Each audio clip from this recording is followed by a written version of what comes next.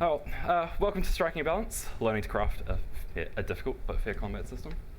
Hi, I'm Paddy, and I'm a combat designer.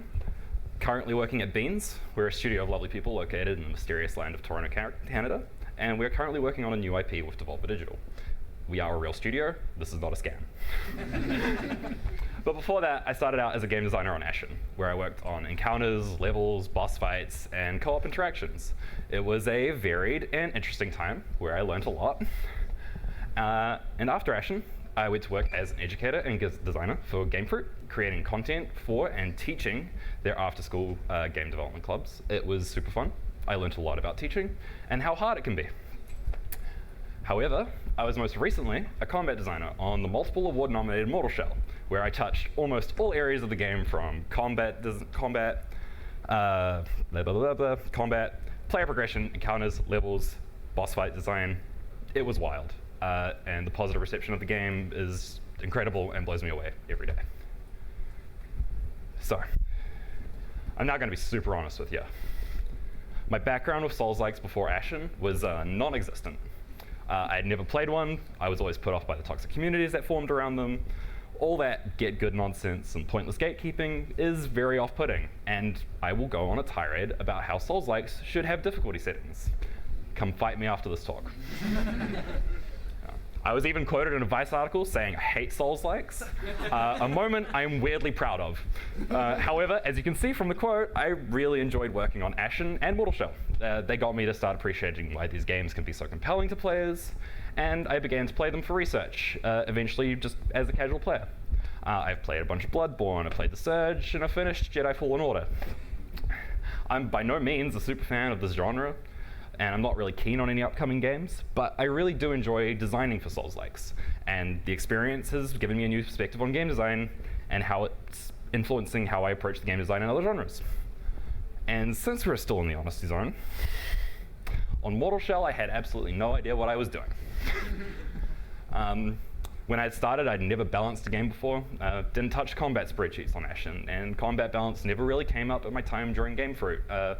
We didn't really spend a lot of time teaching kids how to make violent video games. So this was my very first time. Beforehand, I knew it involved a lot of math, daunting-looking spreadsheets. And as someone who was very bad at math in high school, I was nervous.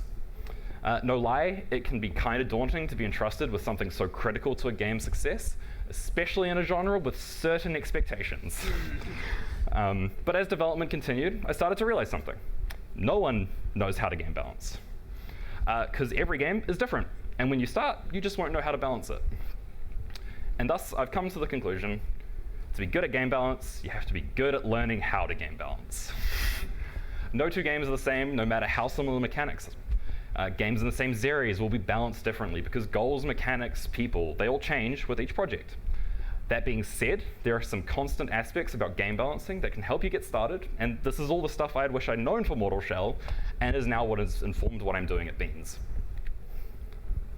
So, I should probably explain what Mortal Shell is. Mortal Shell is a single-player action RPG revolving around precise combat, exploration, and unraveling a dark fantasy lore about hunting unborn gods. It is shockingly heavily inspired by Dark Souls, but has some really unique aspects. There is no static player class. They are instead items that you find in the world, called shells.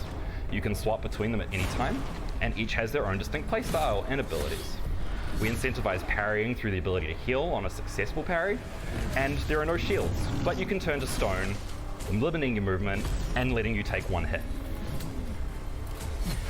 Each weapon has special attack combos, we can swap weapons and classes on the fly, and they have Destiny-like super moves, which is something not often found in other Souls-likes. But my favorite is that you can play the entire game naked, only able to take one hit, but having a shitload of stamina. I've lost control of the clicky thing.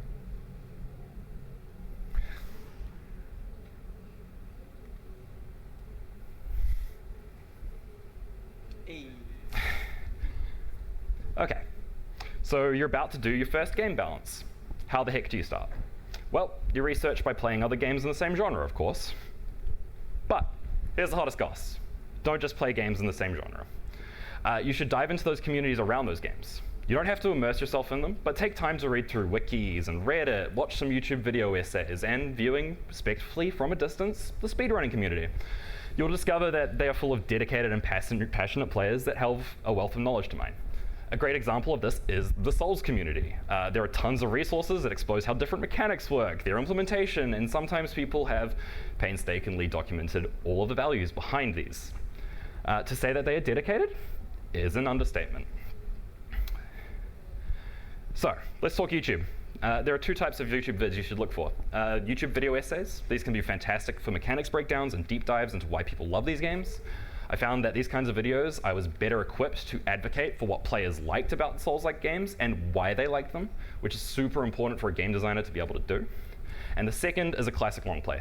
They're gold, they're basically free playtests of games, and if you watch enough of these, you're able to see how different players can engage with systems and mechanics that are similar to yours. And it can be extremely helpful when you're designing those systems in your game and have a knowledge of how they're going to be interacted with. Reddit and forums. These can be excellent places to gauge what aspects of a game is clicking with audiences. They often house the most dedicated players, and those players will share their opinions about those games that they really hate, and occasionally they will sing the praise of some of them. It can provide a ton of insight to your title, especially when you're coming at a genre of game you don't have enough experience yourself. Though fair warning, this can be where the more toxic behavior is found, so enter at your own discretion. And then speedruns. They're a great place to learn about how games work from a group of people that spend ages trying to find ways to break and abuse the games you play.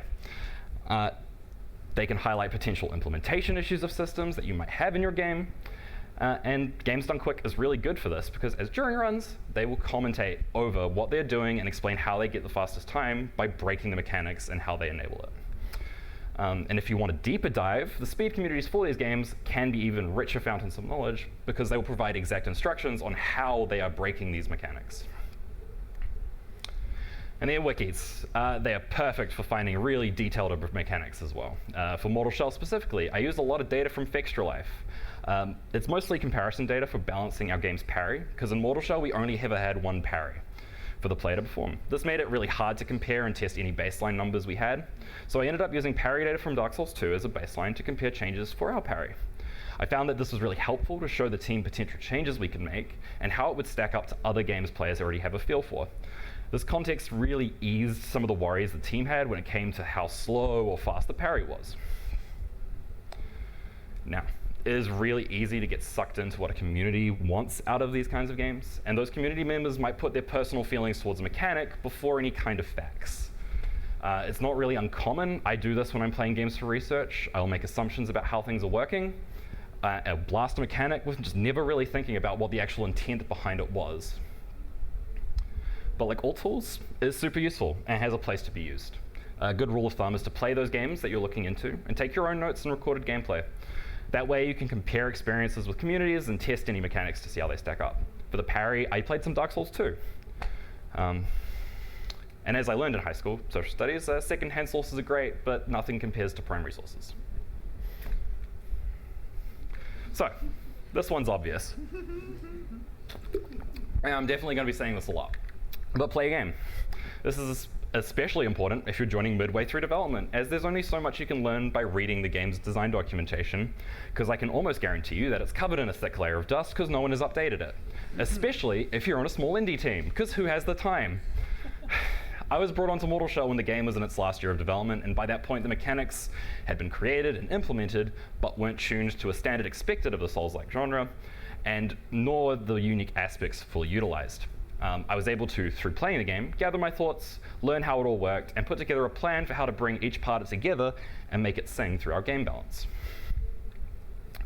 So, you're playing a game for the first time. What should you do while you play? Go in blind. If you're able to do this, it can be invaluable. It lets you have a really raw experience with the title and lets you see how the mechanics work and see if you can actually figure it out on your own. Take notes. 2 types of notes you should be taking. Your personal thoughts, just how you feel the game is playing, what do you like, what you don't like, just brain farts that you need to quickly get down. And then there's feedback. This is the refined version of what you've been taking down notes for that you want to actually share with your team. Record yourself playing. There's absolutely no reason you shouldn't be doing this. You're going to miss stuff even if you're taking notes while you play, and it's super useful to have recorded gameplay to assist in feedback, as it can show examples of what you're experiencing to the rest of the team. Built-in recording tools in Windows or NVIDIA Shadowplay just make it really easy to get high-quality gameplay capture for like no effort. Another thing you can do is get VO.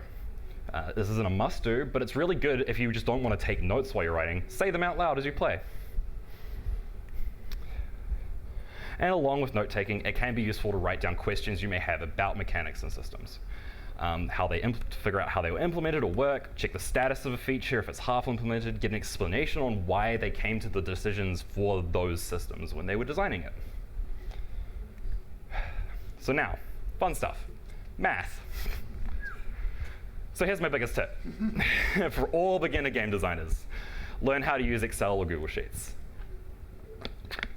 My biggest regret while studying was not learning how to use these programs, and as it turns out, if you're going to become a game designer, they're going to become your new best friends, whether you like it or not. Neither Sheets or Excel is better. They both do the same thing in slightly different ways, but a general rule of thumb is if you can learn one, you can learn the other. And either way, you're going to be Googling a bunch of formulas, so as long as you have the basic knowledge of the syntax, you're going to do fine. My lack of experience really slowed me down during development. Having to learn how to build our game's balance sheets and learn sheets at the same time was not only stressful, but also caused me to break the sheet in some very avoidable ways.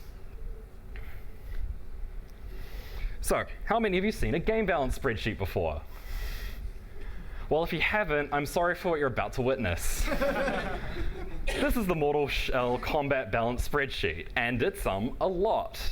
This was built collaboratively between me and our other designer, Alex, and covers both combat and economy balance of the game. We collated a lot of data and a bunch of different tools to visualize the data we thought we needed to know about the player experience, and no lie, it's kind of overwhelming. So, what was this mess of numbers? Well, it's kind of a bit of everything. There's attack timings for each weapon, characters timings, enemy health, player attacks, stamina, player attack and poise damage, average DPS for both the AI and the player, currency, XP drops, hit windows, cancel times, damage multipliers, and a lot more. Was all of that information useful? Absolutely not. But to be fair, we had no idea what would be useful and what wouldn't be, so we kind of just grabbed it all and filtered it through as we went along, eventually identifying what was useful and what wasn't. We thought knowing the average hit damage for a weapon would be useful, but it turns out not so much if you have the damage increase over time and the player upgrade it over the course of the game. Our balance spreadsheet had so many different values and stats for everything, it made sorting through it all super intimidating and time-consuming and hard to maintain. I would not recommend what we did. Instead, you should identify the most important values for your game's combat system beforehand. It shouldn't be hard, really. For Mortal Shell, the most important bits of data for a single weapon would be its base damage, the combo multipliers, stamina cost, poise damage, and resolve generation. Now that you have all this data nicely laid out, that's great, but what do you do with it? How do I even approach changing a number? Well, I'll give you a really simple workflow for what I used when balancing our game's weapons. So, I'll talk about this a little bit later, but when you start balancing, you should have some kind of intent by what you want to achieve with your numbers. But a quick example is like, I want the base damage of the balanced sword to have a moderate time to kill for all enemies. Pick your starting numbers. So you probably have wondered how you get your initial values, and to be honest, you're just going to choose a number and chuck it in. For Mortal Shell, there was already base weapon damage, so that was my starting point.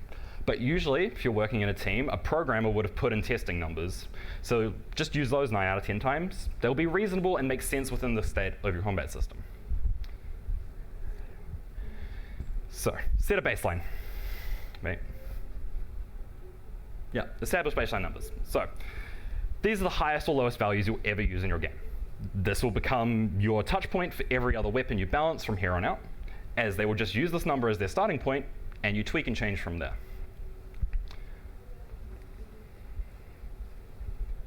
Yeah. Make incremental changes. Simple way to do this is a good old 5%, minus 5%. This can be really any value, but I've found sticking to whole numbers within a consistent range like 5 or 10 means you don't end up with some really wonky numbers later on, and programmers will love you as sometimes floats can be kind of inconsistent. And finally, contextualize these numbers as you work. So how do you contextualize these numbers? Well, you build tools for the data that give context. Graphs can be great for visualizing data, but one of the best things we built for Mortal Shell's combat balancing was the fight simulator. It's a really simple looking table that lets you select a weapon attack combo, an enemy type, and it does some maths, and it spits out a bunch of useful information like time to kill and reward drops. What made this super important in the early days of our game balance was it gave me a baseline feel for all encounters before getting the data into the game, and provided context to those numbers that we chose for enemies and weapons. So it turns out workflow is important, and a bad one can ruin your day, and ours was bad. This was my fault. So I'm going to give some tips on how to fix it. So tip 1, it might seem like a really good idea to have everything in one big ass document. It's like a single place you can point to and to anyone on the team, and you'll find X here. But you'll quickly realize that the document becomes hard to look through. Referencing other sheets can become tedious, and if you have to scroll through 20 other sheets, you get lost. Most importantly, it just becomes intimidating for anyone on your team that isn't familiar with the spreadsheet. So artists who want to just look at numbers because they're curious, or people who are just starting out. So group this data that belongs together in similar documents. Like have one for your player classes, one for your weapons, one for your enemies. This might mean more files to manage, but it's significantly easier to find what you're looking for quickly, and it makes it less of a chore to keep track of changes to a whole document. So, for Unreal to read your data, it needs to be formatted to match. Because essentially an Unreal data table is just a really fancy dictionary that uses a key to find the correct row and returns all the values. And you are incredibly likely to not have your data formatted in the same way. So you'll need an export-ready version of any data that can be taken into Unreal easily with 0 errors. On Mortal Shell, I made the mistake of having this export data in a separate document. There are many reasons why this was not a good idea, but 2 of the biggest ones is that we quickly ended up with a lot of additional files with slightly different names. So you might look at the export file instead of the working file, and bad shit can happen. The other is if that when a reference broke, it was extra painful to fix up that reference, and sometimes you wouldn't notice the difference until you're a week out from shipping your beta, and the stronger sword is doing the damage of your base starting sword. By having this data in the same sheet, it's really easy to find the data you're working on because it won't be buried 20 sheets deep, and fixing a reference is just simple as clicking on the cell that's messed up and then clicking over to the tab with the correct cell. Tip 3. You won't be the only one working with this data. Your programmers will do most of the actual back-end work to take the data and apply it to various aspects of the game. And they will have definitely done the initial implementation and formatting of whatever data management tool you're using. It's super important that you work closely with them to identify the data that you need and that they need for it to match up. It is really easy for one or both of you to get your wires crossed, work on 2 separate formats, and then realize neither of them will work together or make sense. One of the reasons our data was a bit of a mess is that we were a small team, and a lot of the framework for the gameplay data was created way before I started. And while it was intuitive for the programmer to use, for me it was rather dense. So take the time and make sure it works for both of you. And tip 4. Hindsight is 50-50, and we really could have benefited from automating this process by investing in a tool for just reading live data, instead of changing the number in the doc, opening up the export file, downloading the export file, checking out the data table, importing the export file into Unreal, and then updating the data table. Unreal does some of this automatically, but it's still a bit of a pain to have a file checked out from Pairforce because it doesn't show up in Unreal's check-in system, so you have to remember to do it separately afterwards. And again, this workflow was bad. It was on me. Don't do what we did, and being able to automate the updating the balance of changes directly from the spreadsheet should be a goal for everyone. And as a side note, Unreal and Unity, can you please build in hooks to doing this in the engine, please? It would make me and my programmers' lives a hell of a lot easier. I don't want to download a plugin. Just let me do it. So, play the game. So you're going to iterate a lot when you start balancing your game. You'll spend most of the time starting and stopping the game to make a change or take notes. So this is where debug tools and testing gyms are for. A good debug gem or tool will allow the designer to make changes in the engine quickly, so you won't have, hopefully you won't be wasting your time waiting for a large level to load or spending time diving into code just to change one number. So, what is a gem? Well, these are specialized spaces that live out of context for your game's levels. Most of the time, they'll only exist for the team and your publisher, and there are one of two types, personal or forward-facing. Forward-facing gems are what you'll be sharing with the rest of the team and showing your stuff off to a publisher. They usually have explicit purpose to show off mechanics or art assets. And then personal, they're spaces where you can go buck wild and make whatever you want. Both are super important and super flexible in terms of what they can be. So this is the gem I made in Mortal Shell. It is not much of a looker.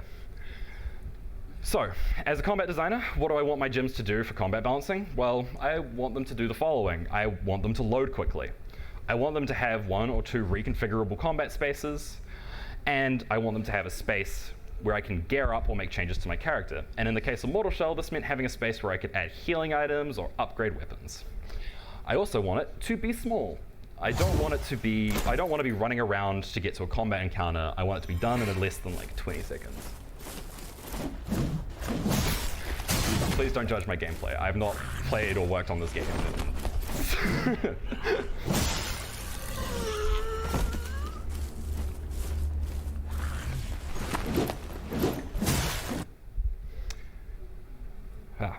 What they don't have to be. They don't need to look good. I'm not a level designer or an artist. I do not have the time to spend making something that looks pretty, and I don't need them to be peak level design. I will be the only other one playing it, maybe someone else on the dev team at most. If you look at the one I just showed, it's kind of just a bunch of assets from our main level Fulgrim together in a circle. It's nothing special, but it does the job. One really nice thing about a game in development is you can add debug text to your enemies. And with that, gives you the power to see numbers in the context of the game. This could be a debug tool like dev health bars, damage numbers, giant floating text that tells you all of the information from an attack. For Mortal Shell, we had a few dev health bars, and that just consisted of floating numbers on the head of the enemies and damage numbers that actually ended up as a feature in the game you can turn on. The debug health bar was super useful when benchmarking and validating weapons, weapon damage, or time to kill on enemies. By having a raw visualization of these numbers changing, I could see the direct effect of each hit. And they let me know when my changes were working and if the damage numbers per change actually felt good. These are definitely worth you or your programmer's time to implement, as they will help you identify any bugs or broken data or just game feel related issues. Another super important debug tool we made was one for testing specific attacks and boss fights. This was great because it let me test each attack quickly, letting me iterate and refine the distances they would trigger, the active hit times, and character rotations without having to hope and pray that the attack would just appear in the randomness of our boss fights. I mean, our boss fights aren't random, but they're somewhat random. It's complicated. And even better, it helped me test an attack to see if they were broken. Because that happened a whole bunch, because I was building attacks at the same time. The whole thing was just a couple of lines of code and blueprint, and it helped me create a really fast iteration loop that saved me hours of my precious time that could be elsewhere. And spoilers, we didn't remove it for shipping. Turns out no one reads the comments in Unreal Blueprints. And lastly, one of the most important things you can do while you're balancing your game is keep track of your design intent. This is your target, your goal, or even your super dream game feel. This is the thing you want to achieve with your changes. It's not limited to one specific goal, like I want to kill the boss fight in exactly 30 hits. It can be a wide range of goals, and they will change as you progress down the game balance rabbit hole. Some will stay consistent across the entire game. Some will appear after you made a change that you believe is your perfect change, but the team's gone, the starting enemy feels a little too strong for how he looks, which is a real comment I got. And I mean, yeah, fair, they are weak, but they are here to guide you through the design process as you go. On Mortal Shell, I was struggling to get a feel for what each weapon was meant to do. So I would make changes and run in on feedback that's saying this isn't hitting hard enough, or this feels too strong on the third attack.